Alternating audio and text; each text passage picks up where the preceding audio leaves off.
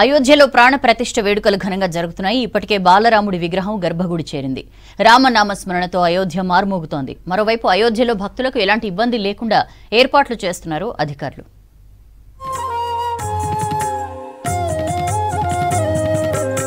అయోధ్య రామాలయంలో ప్రతిష్టాపనకు ఏర్పాట్లు ముమ్మరంగా కొనసాగుతున్నాయి.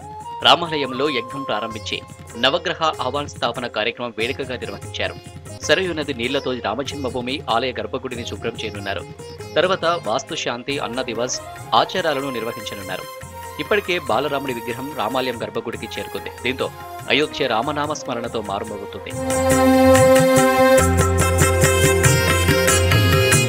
అయోధ్య రామాలయంలో ప్రాణప్రతిష్ఠ జరగక ముందే బాలరాముడి ఫోటోలు బయటకొచ్చాయి. కళ్లకు గంతలు లేకుండా ఉన్న రామ్లల్ల ఫోటోలు వైరల్ గా మారాయి.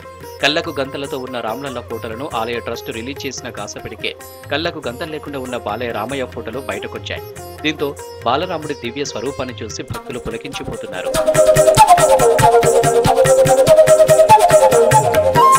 అయోధ్యలో ప్రాణప్రతిష్ఠకు సమయం దగ్గర పడడంతో రామాలయాన్ని సర్వాంగ సుందరంగా సిద్ధం చేస్తున్నారు.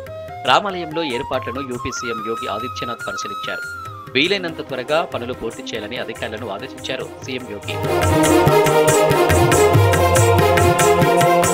అయోధ్యలో ప్రాణప్రతిష్ఠ మహోత్సవంలో ఎలాంటి అపశృతి చోటు చేసుకోకుండా ప్రభుత్వం భారీ భద్రత ఏర్పాటు చేసింది.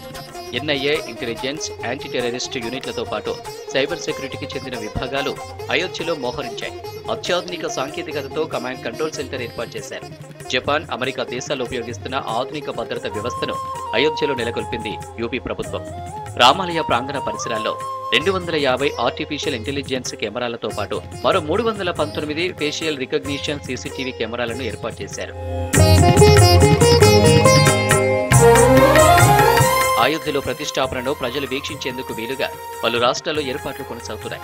ఇప్పటికే జనవరి 22న హాఫ్ డే లీవ్ ప్రకటించింది కేంద్ర ప్రభుత్వం. అలాగే పలు రాష్ట్రాల్లోని ప్రభుత్వాలు స్కూళ్లు, కాలేజీలకు హాఫ్ డే సెలవు ప్రకటించాయి.